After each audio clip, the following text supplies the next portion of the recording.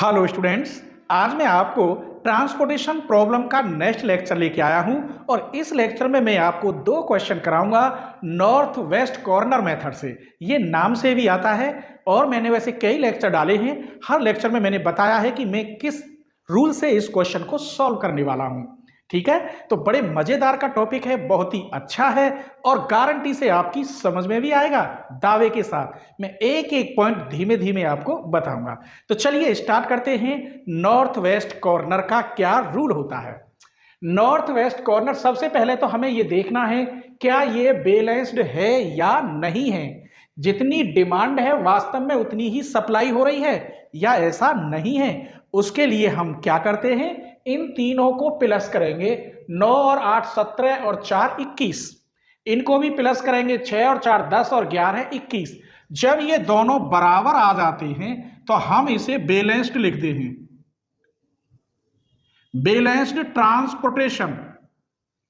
इसका मतलब जब बैलेंस्ड है ये ट्रांसपोर्टेशन तो इसका हम IBFS निकाल सकते हैं। इसका मतलब है इनिशियल बेसिक फिजिबल सॉल्यूशन, अर्थात इसका ऑप्टिमल सॉल्यूशन हम निकाल सकते हैं। लेकिन रूल कौन सा लगाएंगे आप, नॉर्थ वेस्ट कॉर्नर। तो चलिए देखते हैं नॉर्थ वेस्ट कॉर्नर रूल क्या है। कुछ स्टूडेंट BSc के साथ साथ कंपटीशन की तैयारी करते हैं। यदि आप कंपटीशन में जैसे SSC, CGL, CHSL, Agniveer, GD, railway, bank आदि एग्जाम की अगर तैयारी कर रहे हैं तो मेरा सेकंड चैनल आपके लिए बहुत ही यूजफुल है और मेरे सेकंड चैनल का नाम है entrance exam by BP sir. आप एक बार वहां विजिट करके देखिए, आपको एक एक टॉपिक वहां भी समझ में आएगा जैसे मैं यहां समझाने वाला हूं। चलिए, इस मैट्रिक्स में हमें नॉर्थ वेस्ट कॉर्नर देखना है। तो ये जो 2 है ये नॉर्थ वेस्ट कॉर्नर बन रहा है। इसका मतलब इस 2 वाले की डिमांड देखनी है और सप्लाई देखनी है। क्लियर, डिमांड 3 है, सप्लाई 4 जगह जानी है और डिमांड 3 जगह से आई है। तो इसका मतलब ये तो पूरा कवर हो जाएगा। तो जो छोटे वाला होता है उसे लेते हैं मिनिमम को। तो यहां डिमांड तो खत्म हो गई लेकिन सप्लाई अभी एक जगह और करनी है, वो बची। इसका मतलब ये कॉलम हमारा खत्म हो गया, इस कॉलम की डिमांड खत्म हो गई। अब इसके बाद मैट्रिक्स फिर बचा मेरे पास। फिर इस मैट्रिक्स के अंदर नॉर्थ वेस्ट कॉर्नर देखना है जो कि 11 है। अब इसकी सप्लाई कितनी है 1 और डिमांड कितनी है 3। तो मिनिमम क्या है सप्लाई, तो यहां 1 लिखेंगे। ये तो 0 हो गया और यहां आपका 2 बचा। इसका मतलब हमारे पास सप्लाई इस रो में खत्म हो गई। अब मेरे पास मैट्रिक्स बचा ये वाला। अब यहां से लेकर यहां तक 1 2 3 4 ये मैट्रिक्स बचा। इतने में फिर मुझे नॉर्थ वेस्ट कॉर्नर ही चूज करना है। तो वो क्या है 4 है, इसकी सप्लाई 8, डिमांड 2। तो इसका मतलब यहां 2 आएगा। क्या आएगा 2 आएगा। तो ये कट जाएगा 0, ये काट दो। इसका मतलब यहां हमारा 6 फिर भी बचा। केवल 2 कटने पर यहां अभी 6 जगह सप्लाई और करनी पड़ेगी। अब मैट्रिक्स ये बचा, इसमें नॉर्थ वेस्ट कॉर्नर ये आएगा। यहां सप्लाई 6 है और डिमांड 4 है। तो क्या लिखेंगे 4।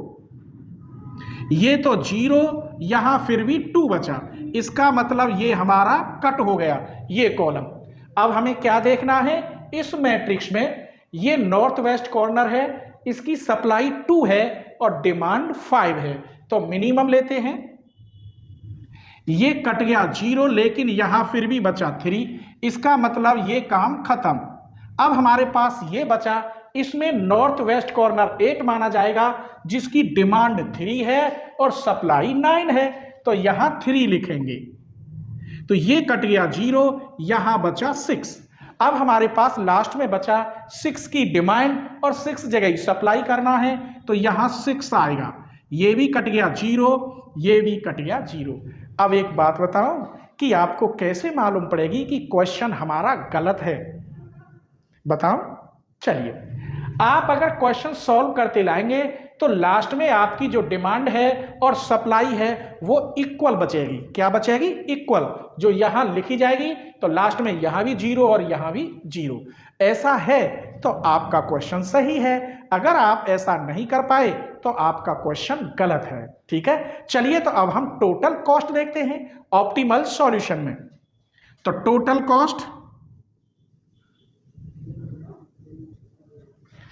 यहीं से शुरू करते हैं। 3 मल्टीप्लाई 2, मल्टीप्लाई क्यों कर रहे हैं कि कितनी डिमांड थी? 3, और कितने लोगों को देना था? 2 को। सप्लाई है, आगे कुछ बचा था तो 3 दूनी 6।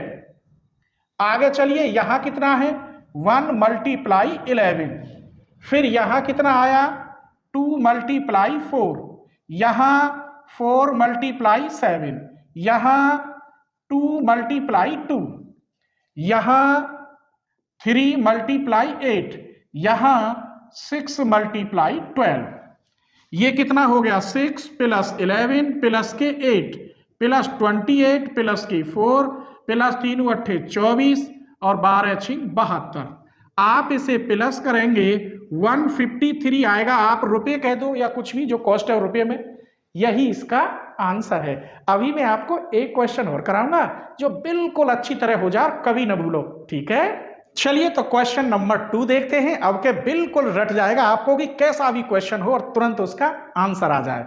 ठीक है, तो चलिए सबसे पहले ये लिख रहा है नॉर्थ वेस्ट कॉर्नर रूल। तो नॉर्थ वेस्ट के हिसाब से यहां 4 नॉर्थ वेस्ट में है। इसकी डिमांड, ये इसकी रिक्वायर्ड कितनी है? 22। एक ही बात है, डिमांड और रिक्वायर्ड, सप्लाई या अवेलेबल। तो इसकी रिक्वायर्ड 22 है और अवेलेबल कितना है? 60। तो मिनिमम वाला लेते हैं 22। ये 0 हो गया और 22 इसमें से माइनस कर देंगे तो बचेगा 28। 30 और 20 50, कितना बचेगा? 28 या 38। क्लियर? अब हमने क्या देखा, यहां 0 बची, ये हमारा कट। अभी तो यहां तो बचा है, अवेलेबल है 38। इसके बाद अब इस मैट्रिक्स में हमें फिर वही नॉर्थ वेस्ट कॉर्नर लेना है। ये रहा, यहां 45 है और यहां 38 है। तो मिनिमम आएगा, ये कट जाएगा 0। यहां बचा 38 गए 45 में से तो 7 बचे। कितने बचे? 7।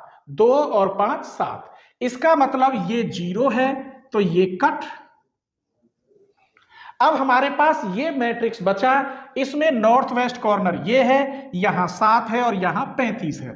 तो यहां 7 आएगा, ये 0 हो जाएगा और यहां 28 बचेगा।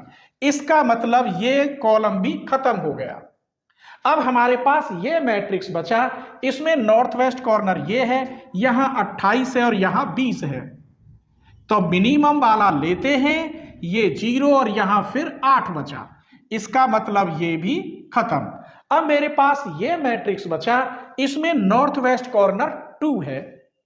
तो इसकी डिमांड कितनी है? 18 और अवेलेबल 8। तो 8 आएगा यहां पर। ये कट गया 0 और यहां बचा 10।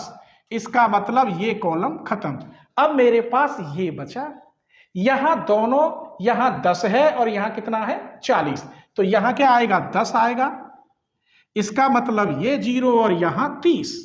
तो ये भी कॉलम, अब ये अकेला बचा, यहां भी 30, यहां भी 30। इसका मतलब 30। ये भी 0, ये भी 0। अगर आपका ऐसा नहीं आता है तो समझ लीजिए आपका आंसर गलत है। क्लियर? तो चलिए अब देखते हैं इसकी टोटल कॉस्ट क्या है। मैंने numerical analysis, complex analysis, real analysis और ये वाली ऑपरेशन रिसर्च पूरी बुक उतार रखी है, प्लेलिस्ट बना रखी है। बस आपको सर्च करने की देर है। अगर कोई टॉपिक नहीं आता है सर्च में तो उस टॉपिक के साथ आप चैनल का नाम जोड़ दें। जैसे यही आपको देखना होता ट्रांसपोर्टेशन प्रॉब्लम, तो आप लिखते transportation problem BSc maths Aligarh, तो सारी वीडियो ऊपर निकल के आ जाएंगे यूट्यूब पर। ठीक है, तो चलिए अब हमें टोटल कॉस्ट देखनी है। सबसे पहले यहीं से ले लो, कितना है? 22 मल्टीप्लाई 4 प्लस 38 मल्टीप्लाई 1 प्लस 7 गुणा 3 प्लस 20 गुणा 2 8 गुणा 16, 8 गुणा 2 प्लस 10 गुणा 4 प्लस 30 मल्टीप्लाई 4, ये 22 चौक 88 प्लस के 38 प्लस 21 प्लस 40 प्लस 16 प्लस 10 चौक 40 प्लस 3 चौक 12 120। तो टोटल कॉस्ट इसकी हुई 373। यही इसका आंसर है। अगर मेरी वीडियो आपको पसंद आती है तो प्लीज आप अपने फ्रेंडों के साथ जरूर शेयर करें, ठीक है।